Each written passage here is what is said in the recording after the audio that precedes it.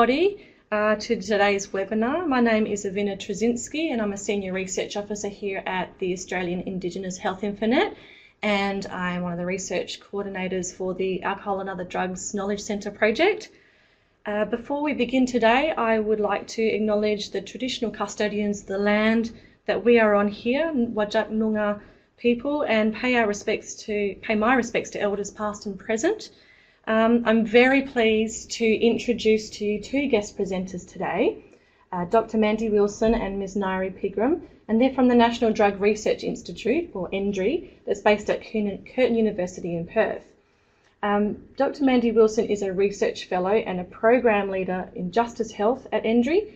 An anthropologist, she occupies a full-time research position in the area of Aboriginal and offender health, and she is currently a chief investigator on a variety of projects that reflect her passions. In particular, her current research involvement includes projects exploring justice, substance use issues, and violence and fighting, with a particular focus on the experiences of Aboriginal girls and incarcerated women. And we also have Ms. Nairi Pigram, and she's a Yarra Wurundjeri woman originally from Broome in the northwest of Western Australia. She's been working at NDRI for the past 2 years, primarily on the project Fighting, Drinking and Offending, the experiences and perspectives of young Aboriginal women and girls. The acronym for that one is YAWG. You'll hear more about that later. Nairi is passionate about empowering young people to take the lead role in making choices that provide positive outcomes in their lives, and believes in helping them to realise they have the potential to do so. So, for the topics today, they will include females in contact with the criminal justice system in Australia, fighting femmes, what do we know about women who use force, violence as a public health issue, the YAWG Project, Aboriginal mums in prison and beyond violence projects, and narratives to change. So we've got lots to cover today. So we'll leave probably hopefully 10 to 15 minutes at the end of this webinar for questions. And so we'll save that for the end of the presentation, so if possible, and we'll type them in the chat box at the time. So I'm very pleased to hand over now to Mandy and Nairi, who will take you through our presentation. All right. Yeah, I guess. All right. Okay, so first of all, thanks very much, Avina, for having us, and your team, Health Infonet, to giving us the opportunity to speak about our research today. Very excited to be here. I'd also like to acknowledge the traditional owners of the land on which we meet, the YAWG Noongar people, and pay my respects to elders past, present, and emerging. So today we'll be speaking about 3 research projects, which is probably a bit ambitious in the time that we have, but we'll do our best. The 3 projects that we're talking about is the experiences of Aboriginal girls and young women around fighting alcohol and offending, which is affectionately known as the YAWG Project. And Nairi will be talking about this project. Nairi was the research associate involved, or is the research associate involved on this project, has done a wonderful job with interviewing the young girls, and so she'll tell you more about that project. I'll be speaking about 2 other projects, both based in prisons in WA. One is the Aboriginal Mothers in Prison project. So this was a national partnership between researchers in New South Wales and WA. It was led by Professor Elizabeth Sullivan from UTS, and also a current project that we have happening, Beyond Violence. And so this is actually an international partnership between Australian and North American researchers, and it's headed up by Professor Tony Butler at the Kirby Institute at UNSW. So all of these projects in some way have explored the experiences of girls and women around violence, offending and substance use. And I just want to make the note that these are really complex issues and we couldn't possibly cover everything in our presentation. So we do encourage you to make contact with us afterwards. Feel free if you'd like further details about the material and the projects that we're presenting. So just to, some quick acknowledgements to our funders, the NH and MRC for both the prison-based projects, Healthway for the local project YAWG. Healthway's also supported us with previous research which we've done around these issues with the experiences of Aboriginal youth in Perth around drinking. Just a note that ethics has been received from Aboriginal Ethics in WA and Curtin Human Research and Ethics Committee for all projects, and then for the 2 prison-based ones from the Department of Justice Research Applications and Advisory Committee. So we'd like to make a special mention of our stakeholders that have been involved in all these projects, and those currently involved in the Beyond Violence, and this includes the Department of Justice. And also a big call out to the girls and the women who have participated in the interviews, and our research assistants that have worked so hard to collect the data that we're presenting to you today. All right, so the female offenders held a certain fascination in popular culture over the years and still does today. Some of you might recognise some of these images. If you're a child or adult from the 1970s, you'll recognise Prisoner, which was one of my favourite shows when I was about 7 years old. And then we have Wentworth, which is the sort of modern day rip-off of Prisoner. And then we have, the phenomenon that is Orange is the New Black, from America, which my daughter's completely addicted to. I just binged. You binged, did you? Okay. And you also notice that in the media, we see increasingly both these sort of sensationalized images of women behaving badly. So are Aussie women becoming more violent? Australia's most dangerous women inmates. And also this very real alarm over the skyrocketing rates of incarceration among women in Australia, particularly among Aboriginal and Torres Strait Islander women. So when we look at women involved with the criminal justice system in Australia, so we can see with community corrections, women comprise approximately 20% of adults on community-based orders. In the past 5 years, there's been an increase of 42% among women on community-based orders, and this is compared to 26% among males. If we look at the prisons, women comprise only a small percentage, around 8% or 8.4%, I think was the last tally of the total Australian prisoner population. But then we look at the massive increase that's been that there's been in female incarceration rates. Even if we just look at a 5-year period between 2013 and 2018, female incarceration rates have increased by a whopping 53%. And in WA, between June 2007 and June 2016, the number of females in prison increased by 87%. So this makes women one of the fastest growing groups in Australian prisons, behind remand and Indigenous prisons as a total. So if we look at Aboriginal and Torres Strait Islander women in Australian prisons, first of all, if we look at Indigenous people as a whole, as a population, you'll see in this little image that the Indigenous rate of incarceration is 2,253 in 100,000 people. For non-Indigenous, it's 146 in 100,000 people. So this just sort of shows you that Aboriginal and Torres Strait Islander people are massively overrepresented in our prison system. And to quote Noel Pearson, Indigenous Australians are the most incarcerated people on planet Earth. So this is, it's a shocking statistic and something that as a nation we should be ashamed of. So as far as Aboriginal and Torres Strait Islander women, they comprise only 2% of the adult female population in Australia, but 36% of the adult female prison population. In Western Australia, Aboriginal women make up approximately 3% of the adult female population, but 47% of women in prison, and this often fluctuates up to about 53%. If we look at youth justice in Australia, this is a picture on the bottom of the slide of Dondale Youth Detention Centre up in the NT. You're probably familiar with some of the really shocking images that were broadcast from this centre, and that has been the cause of a Royal Commission up there into youth detention. So in the period 2016-17, there was 5,359 young people greater than the age of 10 under youth justice supervision in Australia. So that meant being supervised in the community and also in detention. 5% of young people aged 10 to 17 are Aboriginal, or identify as Aboriginal, yet they comprise over 50% of those under supervision on any average day. So you'll see again that they're massively, as a population, they're massively overrepresented in our youth detention centres. So this equates to Aboriginal young people being 24 times more likely to be in detention and 17 times more likely to be under community-based supervision.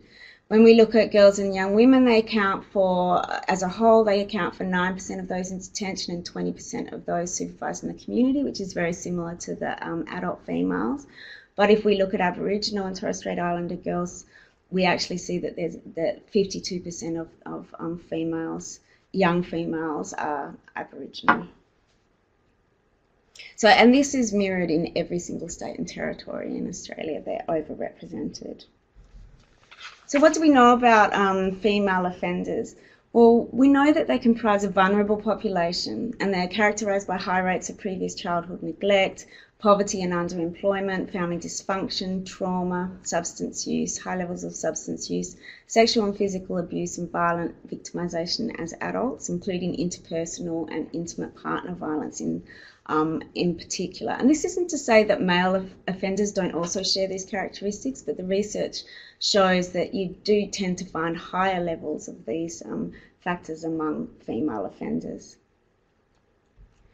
So in our prisons we have a subgroup of women convicted of or awaiting sentences for violent offences, and we need to be very cautious here and remember that the majority of women commit minor non-violent crimes. However, given that violent offences are likely to attract a prison sentence, a substantial proportion of the female prisoner population are incarcerated for a violent offence. So over the decade of 2006-2016 in Australia, the number of women sentenced for violent offences increased by more than 50%. So in 2017, 40% of women in Australian prisons were in there or were awaiting sentencing for violent offences. And you'll see on the right-hand side of the slide what is classified as a violent offence. Aboriginal women are overrepresented in these statistics, 52% incarcerated for violent offences compared to 33% among non-Aboriginal women. So what do we know about females who use force or are being violent? In Australia and in other parts of the world, I think it's really important to note that most violence is perpetrated by males, and addressing and eliminating male violence, especially that relating to children and women, is a national priority, as it should be. However, theorists have argued that women's violence has traditionally been ignored or constructed as relational and indirect, sexualised or trivialised, just kind of gossip. And they also argue that this overlooks women's involvement in physical violence for reasons such as self-defence, resistance, survival, power, pleasure, respect, status. So women might use violence or force for a lot of different reasons and have different motivations for it. So while it's, the world has kind of been slow to respond to women's use of violence, there is a growing body of literature that has looked at it and explored it and come up with some of the characteristics that women who use violence might share. So it's found that women who use violence are likely to have experienced childhood abuse, to suffer for a range of mental health issues, to have past experiences of trauma and being witness to violence, and to have substance use problems. And they're very much the sort of key factors that we find among the female offending population as well. Women's use of violence or force is often qualitatively different from the violence used by men, so it's less likely to cause injury, less likely to be used to control and dominate. They're more likely to know their victim, and frequently, but not always, to be in response to their partner's ongoing and sustained abuse. Even in so-called mutually violent relationships, and that's defined as where both parties use violence, women experience graver detrimental effects such as physical injury, depression and anxiety. But it is very important to note that the prevalence and characteristics of violence used by girls and women may differ according to ethnicity and minority group membership. And so that's just, we're sort of saying here that women who use violence or force are not a homogenous group at all, and there's a lot of differences between different groups of women. So why is violence an important public health issue? Well, it's a priority but often neglected public health issue. Besides fatal and non-fatal injury, it's been associated with mental health problems, depression, anxiety, suicide, substance use, social impacts such as poverty and homelessness. If we look at this little picture on the side by the Australian Institute of Health and Welfare, it shows the extent of all the costs to the Australian economy of family, domestic and sexual violence. So violence against women and their children cost Australia an estimated $22 billion in 2015-16. And domestic violence is the greatest health risk factor for women aged 25 to 45, which is just a horrifying statistic. 72,000 women and 34,000 children sought help for homelessness due to family violence in 2016-17, and that's compared to 9,000 men. So there's significant costs associated with violence, and the negative impacts are far-reaching for families, victims and the wider community, and place enormous pressure on justice, health and social welfare systems. So in the bottom corner of the slide is Destroy the Joint. I'm not sure how many of you are familiar with this. It's they have a tally which is called Counting Dead Women, and it documents the women who have lost their life to violence during the year, male-related violence during the year. So we're up to a total of 30, including the woman who just lost her life in Melbourne recently. So I'd like to acknowledge the Counting Dead Women researchers of Destroy the Joint. So if we look at costs of individual types of crime for 2011, if we look at the top 4 violence-related crimes, we're looking at almost $5.5 billion of cost of these sort of crimes. And if we look at victims of assault, just assault, we've got over 1 million victims of assault during the 2011-2012 period. All right, so that's the background and the introduction, and I'll hand over to Nari now, and we'll start talking about our research. Hello everyone, thanks for joining us. I think if you're raising your hand, I don't know if that means you want to ask a question, but we'll have questions at the end, so just sit tight with that. So firstly, I'd like to acknowledge the YAWG people of the Noongar Nation, where I'm presenting from today, acknowledge their elders past, present and future, and say thank you. I'd also like to say thank you to the wonderful young women I met while doing this project, and who've been, key to us getting this information and sharing these stories with you. The YAWG Project is, the idea came from drinking in the suburbs and the experiences of young Aboriginal people. It was later renamed It Can Break a Night. Make a Night or Break a Night, and that there in the that picture is the cover of the book that came out as a resource from that. Well, the young people in that project talked about being involved in fighting, drinking and offending, and the differences between the males and the females' experiences caused concern by service providers and community members. They wanted to know more about what was going on for the girls and how they could best get them to come in and get help for their issues, because that wasn't happening. So we'll highlight their perspectives and experiences around drinking, fighting and offending, and but we'll also talk about their inspirations and fears, and sort of family and friends' biggest life influences. And of the 38 girls interviewed, 3 attended our one-day workshop, and this here is an original picture by original artwork by Taya Jamison. So there were 3 phases to this project. Like I said, the interviews with the girls. Phase 2 was the one-day intensive workshop, which I'll tell you about a bit later. That was only involved 6 young women and 3 facilitators. And the phase we're in at the moment is the development of a training and resource package is to be launched and evaluated in the next 6 months. Okay. So talk a little bit about phase 1, the interviews. There were 38 one-on-one face-to-face interviews. They were voice recorded, and it was at the participants' convenience, and they were just really sort of open-ended questions, qualitative about, their life and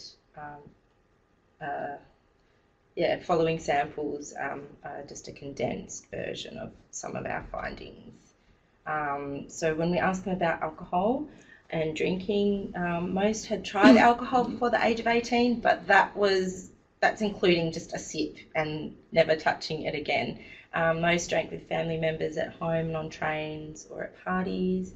And of the people that participants said they admired the most, the majority were non-drinkers, you know. Good nights meant no fights, bad nights meant drinking a lot, and included sexual assaults, fights, having sex and regretting it later.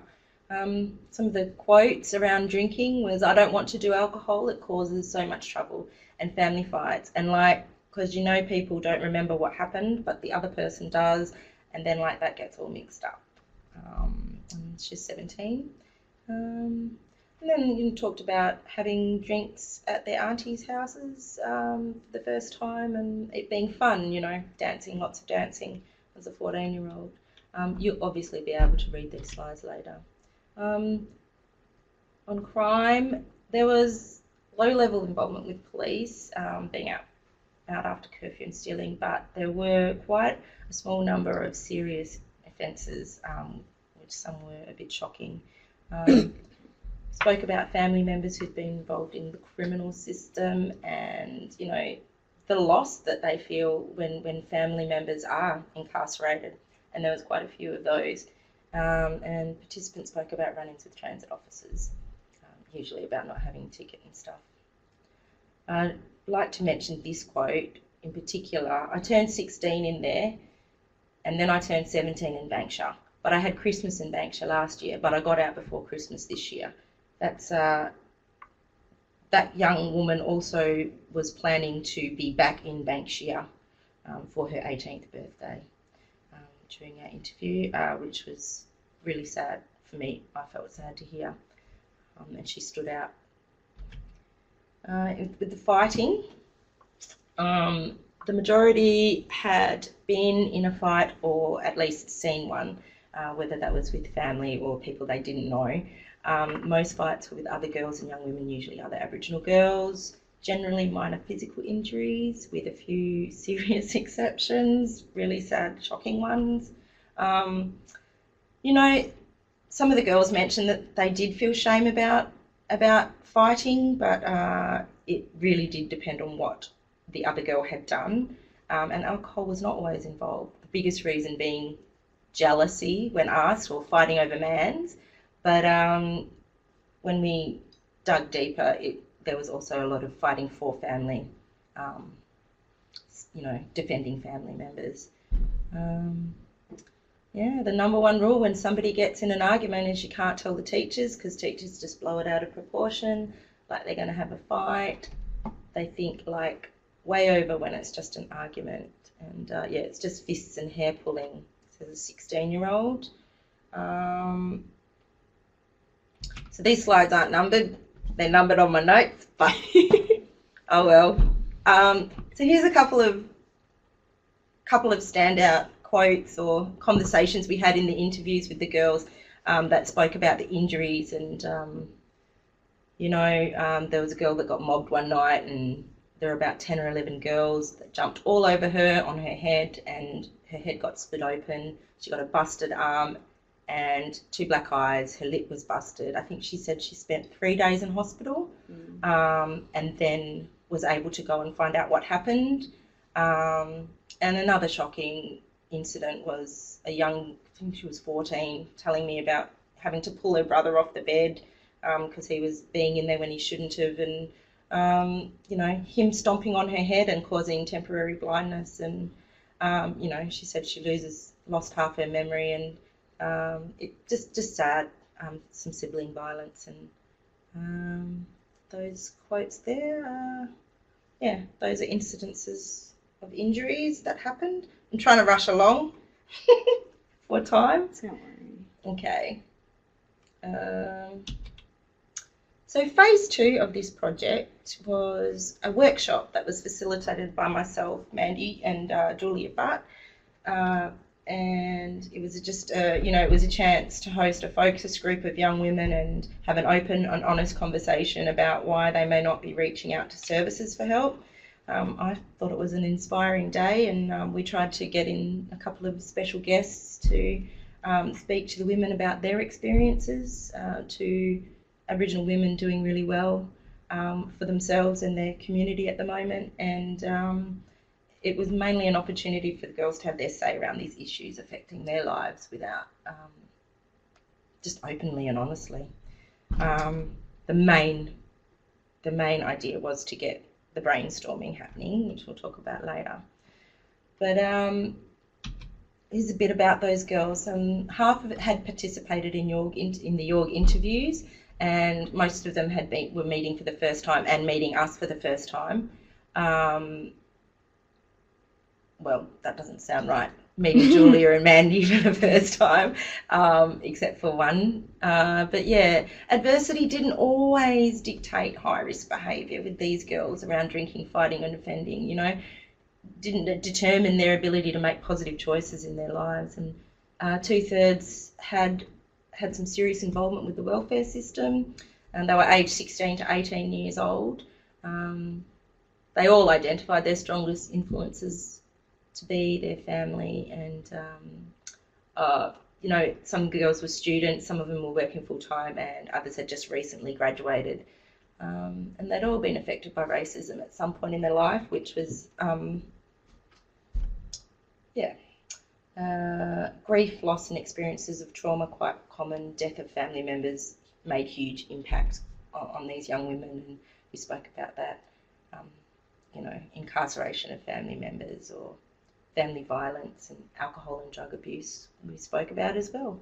And most of them had pretty full-on knowledge and experience in carrying responsibilities for their younger siblings at some point in their life, and that had made an impact on them.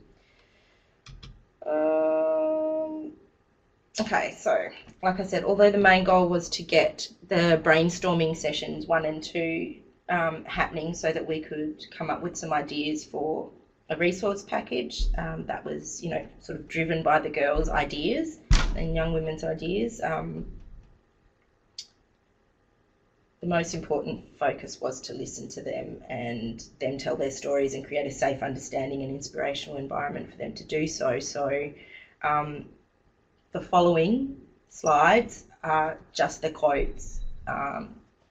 Just the quotes of what they had to say about the questions we asked or the themes that we discussed that day.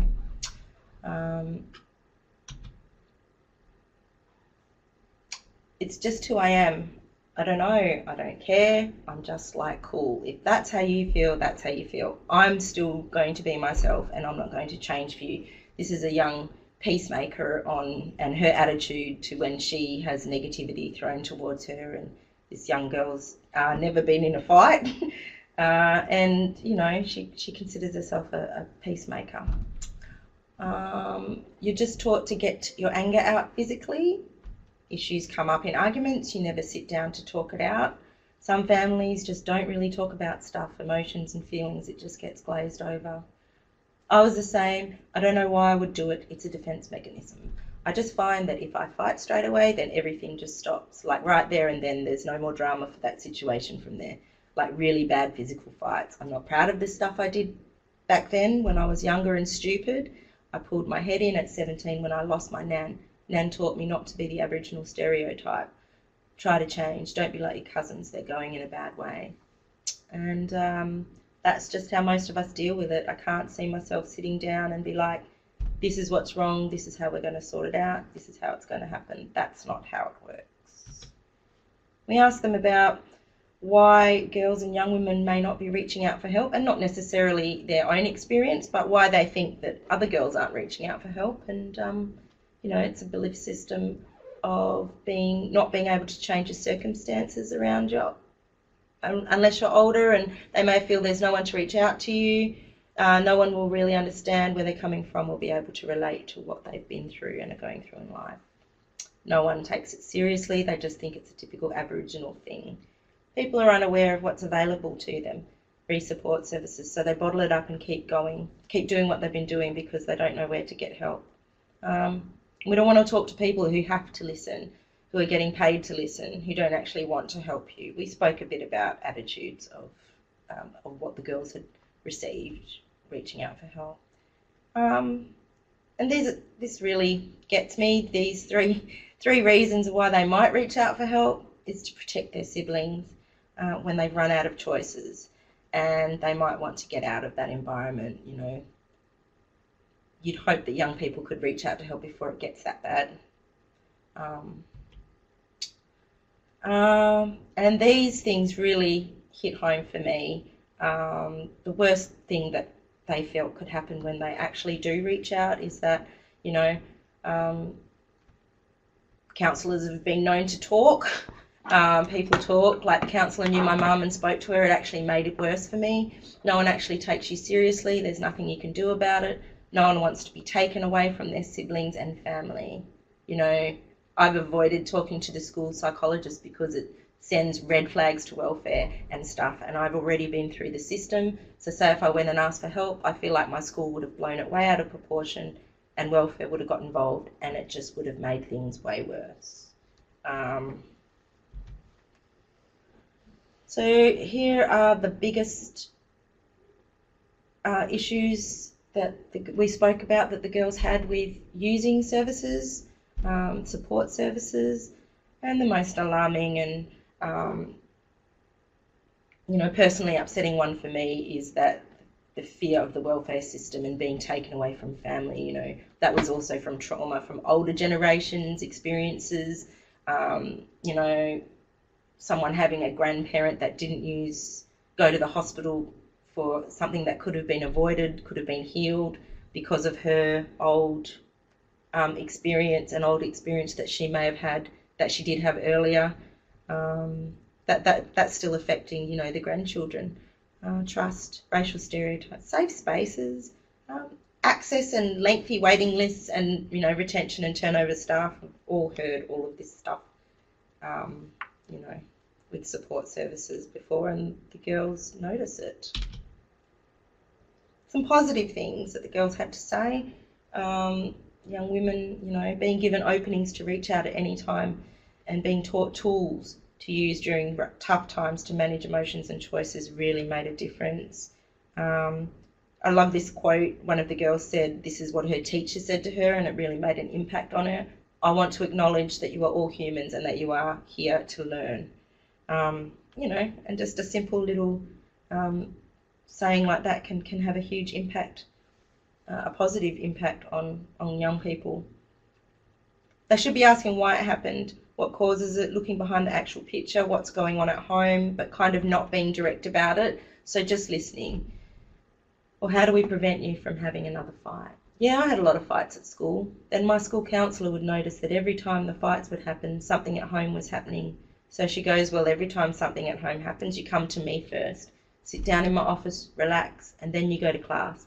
And then as soon as you feel like you're going to get angry, you come to me and we'll go for a walk. And I had a good school counsellor, and that's what helped me a lot. This young lady, acknowledges her psychologist that she actually got helped her get through Year 12, and just having that support was a massive help. So another wonderful part of the day was that we were able to give the girls some goodie bags, and the whole day of the workshop wouldn't have been possible without these people.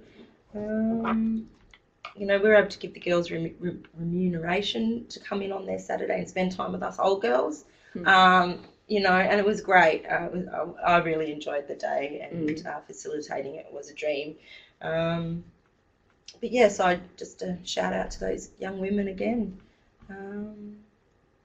And we'll talk a little bit more later about the resource package, which is phase 3. Okay, back to Mandu. All right, so I'm just aware of the time. I'm going to have to... Oh, no, it's all good. But I'll just move through as quickly as I can. So the second project is the social and cultural resilience and emotional wellbeing of Aboriginal mothers in prison. So we'll just call it Aboriginal Mothers in Prison for short. So that's the national partnership led by Professor Elizabeth Sullivan.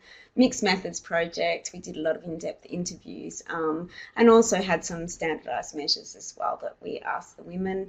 Participants were incarcerated Aboriginal mothers, custodial officers, prison health services staff and stakeholders. And so these people at the bottom of the slide are sort of like what were the WA team. And I'm only going to be talking about the findings from the WA side of the project. We've got Professor Tony Butler on the left of me, and then my colleague Dr. Jocelyn Jones, and also Dr. Marissa Gillies. So that makes us up us at the WA end. And on the right-hand corner is the logo from the project, which was done by a woman who was in prison at the time when we started the project, started the data collection. So that was in 2013, 2014.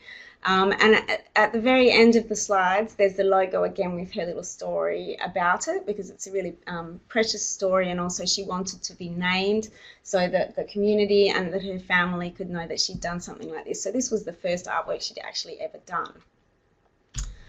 So the Aboriginal Mums in Prison project in WA, we interviewed 84 mothers across the state. We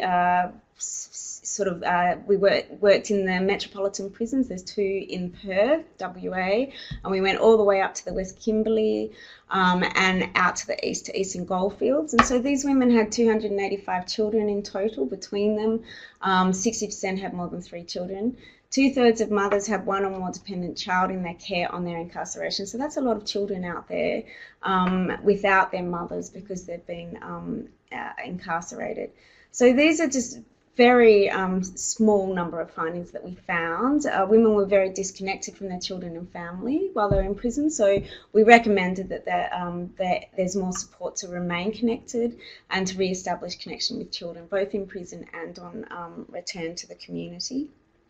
There was a significant level of high-risk alcohol use and to a lesser extent illicit drug use. And this pattern may have changed a little bit in the 5 years since this data was collected. But we did also see high involvement of alcohol in offending behaviour. There's an urgent need for housing, and most of you out there would know that there's this need. Women and men are being released from prison without any transitional housing, and especially women with AOD issues or seeking additional support to reintegrate into the community. But one of the key findings we found was the high level of violence experienced by the women and the lack of programs in prison in the community.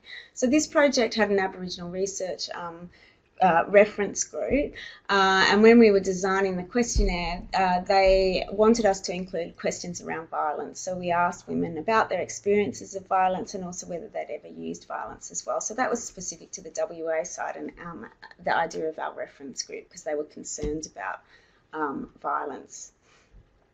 So our research, where it led, so we did the 84 interviews with the Aboriginal mothers, and as far as the violence goes, there were 87% who had experienced violence against them. So that's a shocking statistic as far as these women in prison. But it's not unsurprising, I guess, when we look at Aboriginal women being 34 times more likely than non-Aboriginal women to have been hospitalised as a result of injuries caused by assault, and 10 times more likely to die from their injuries. What we also found was that almost 70% had used violence against us, and this was often in the context of fighting back to partners in intimate partner violence, but not exclusively.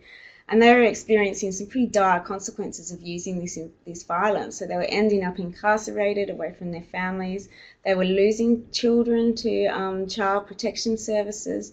There's a high level of morbidity both among them because they were getting injured in the context of this violence, and also the victims, I'm not sure if you could actually use the term victim, but also mortality as well.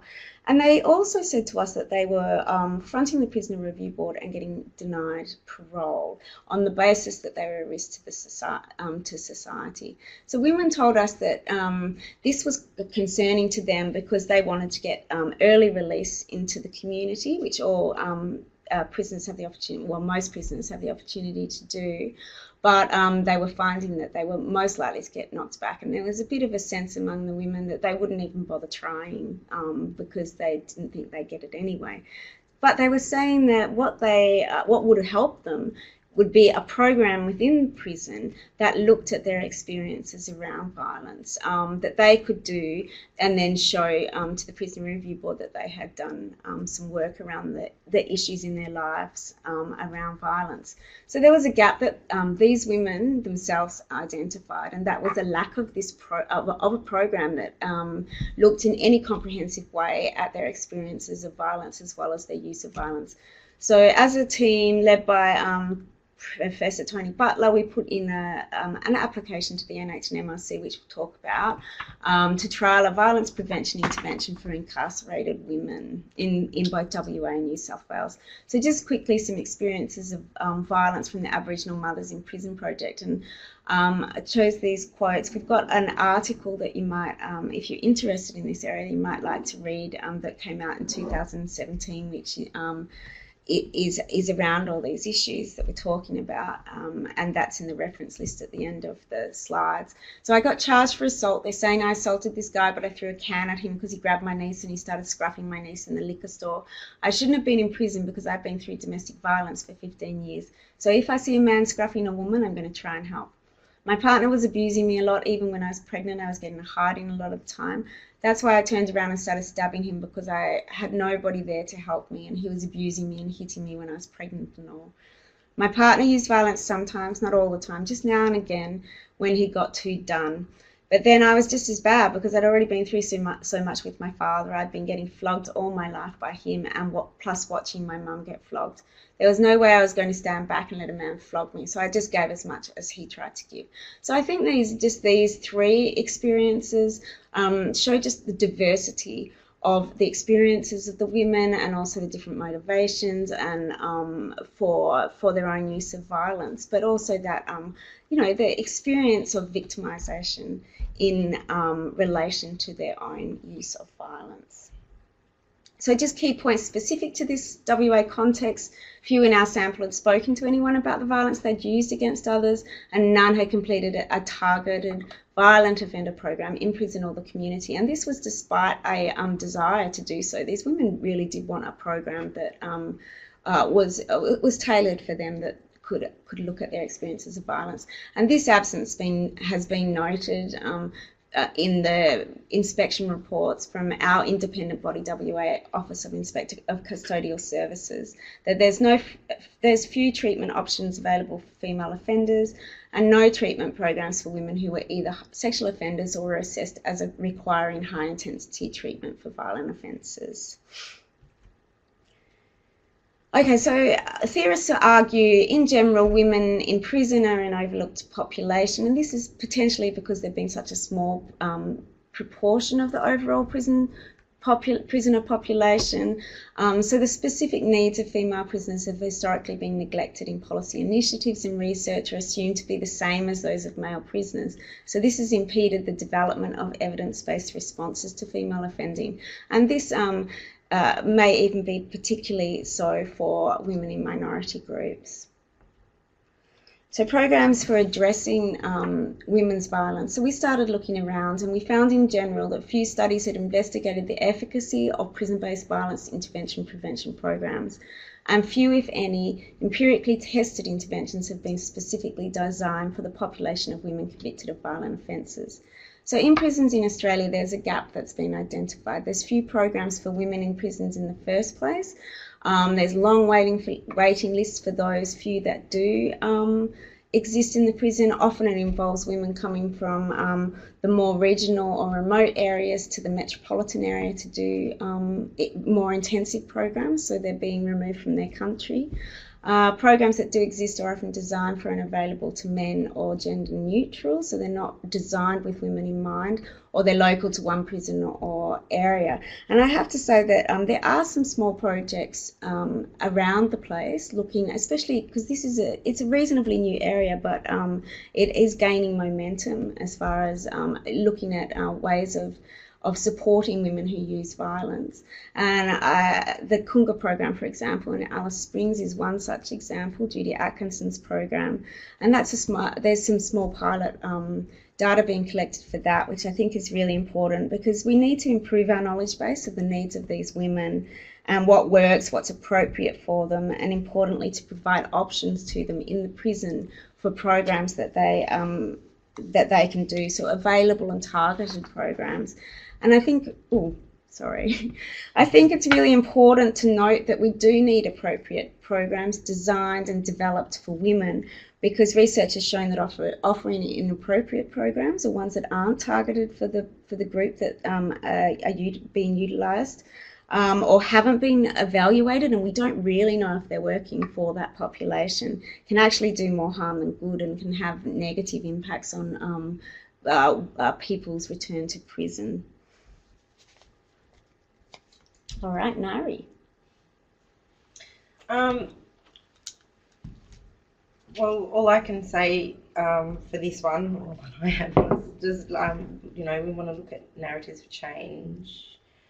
I personally, I think that what's missing with a lot of the girls that I've spoken to is that, we need to give them a toolkit, whether that's metaphorical or what. They need to have something from a very young age. All young people do, to manage removing the stigma of going and reaching out to help, and creating safer ways to reach out for help. You shouldn't be scared to go reach out for help because you don't want to be taken away from your family.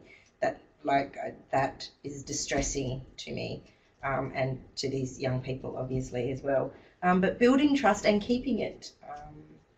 The peacemakers are out there. We just need to work out what it's something that's innately built in. I've found, because there is adversity doesn't always make somebody, repeat what's been done to them, or the negative things that, doesn't affect them that way. So I'd like to start working with the peacemakers, and they're out there. We are trying to develop a resource package based on what we've spoken to with the young women.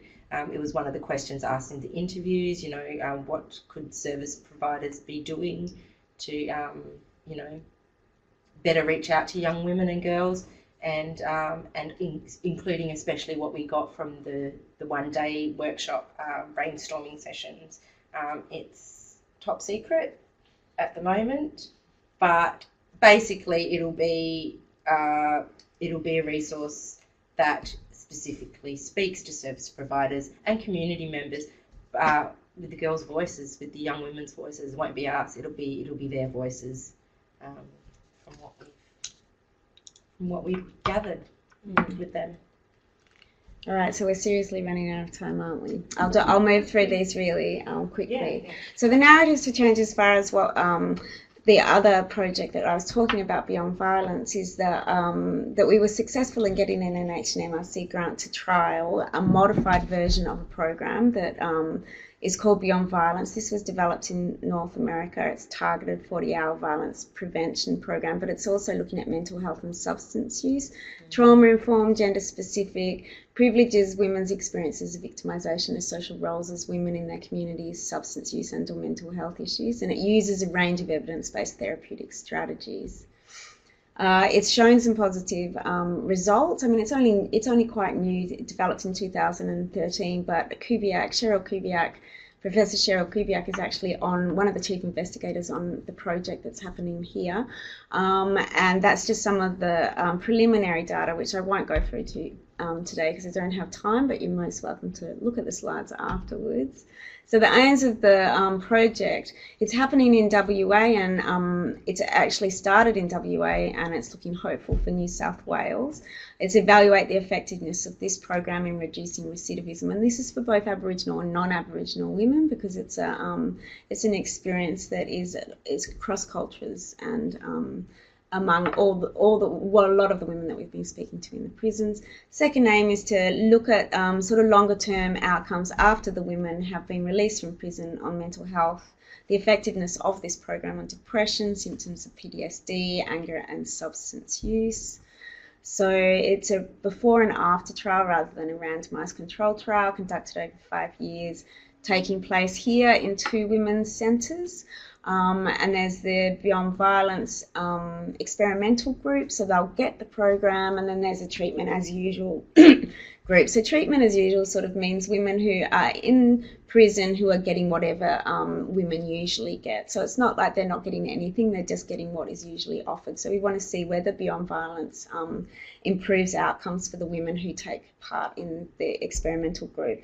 So we're not saying that it's a golden bullet, and it's not replacing any other programs. It can be run in conjunction with other programs, and with any program trial, it may not even work. But it's informed by theoretical underpinnings of what translate to best practice for this population, and it was developed actually from the ground with incarcerated women over in North America. Significance, well, it's one of the first in its kind in Australia to implement and rigorously evaluate a violence prevention intervention. In WA, for example, it costs $237 per day to keep an individual in prison, and this is higher among to keep a female in prison, and that's compared to $39 to manage an offender in the community. So if Beyond Violence is successful in reducing recidivism among female offenders, it will be highly cost effective. But I think most importantly, the imprisonment of mothers impacts disproportionately on families and communities, as they are the main carers. They're often the main carers of children in their communities, and this is particularly the case among Aboriginal women. So returning and keeping women in their communities is likely to improve the health and social outcomes for these communities and for future generations.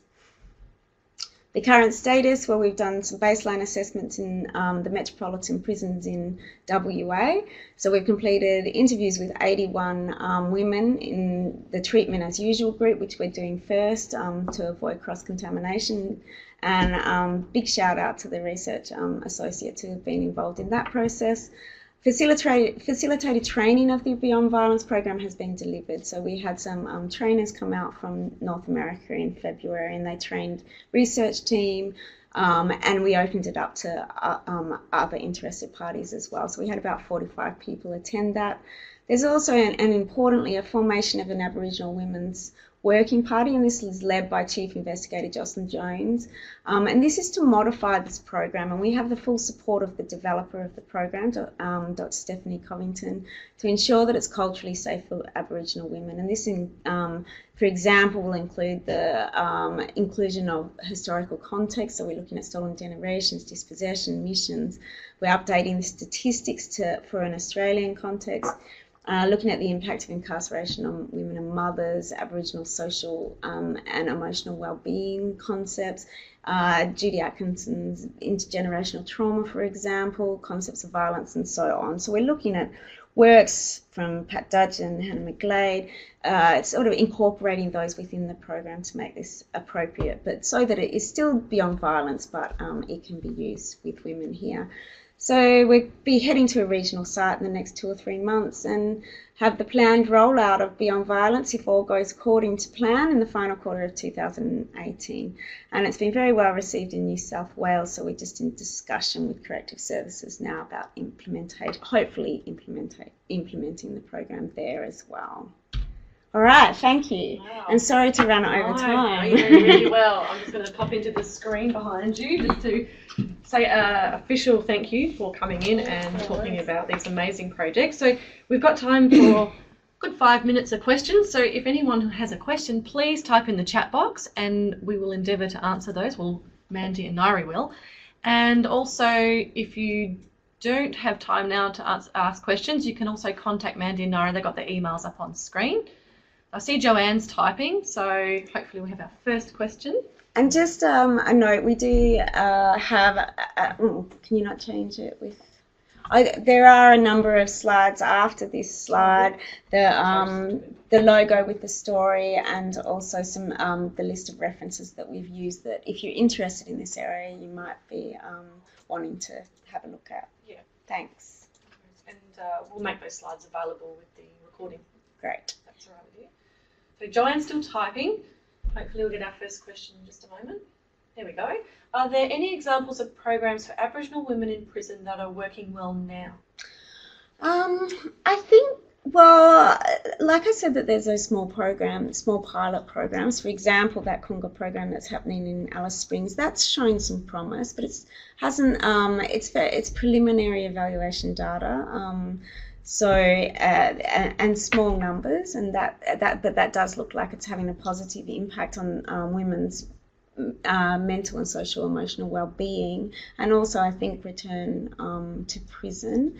There are some other programs as well that women have actually spoken to us about. There's a number of programs in prisons in WA, and they're not necessarily haven't necessarily been developed for women, but women have spoken positively about the programs that they have made them think about some of their offending behaviours, but we don't have access to any evaluation data, so we can't say for sure that they're working for women in prisons at the moment. But that's really all I'm aware of as far as for Aboriginal women. And Vicky Drummond just said, do you anticipate this program could link in with the Murray court process? I'm not sure. It's definitely something that we could consider. Thanks, Vicky. Does anyone else have any more questions? We've still got a few minutes for question time. I'll just wait a minute. Oh, there's Monica. Say a shout out. Hello, Monica. Hi, Monica. Okay, so we don't seem to have any more questions at the moment. So I guess I'll wrap it up then. Any more questions? It would be great if you're interested or you do want to know more or you have more questions afterwards, please do feel free to contact us. We'd be interested in hearing from anyone else working in this area as well, and your thoughts around these issues. Fantastic. And if any WA or any Perth Mob have any young women that they know that would be interested in our resource package doing it, just give us a hoy. I need some young women. Awesome. All right. Well, I think we'll be able to wrap that up now. So yes, thank you again, Mandy and Nari, for all that wonderful information to think about. And we will make this recording available to you in the next couple of weeks along with the slides. If in the meantime you have questions, feel free to contact us or Mandy or Nari. And thank you all for attending today, and we look forward to the next webinar, which will be one of ours in the next probably July or August. So like I said, join our newsletter from the website for the AOD Knowledge Centre, and we'll keep you in touch with all the next webinars that are coming up later this year. And thank you very much for coming along. Yeah.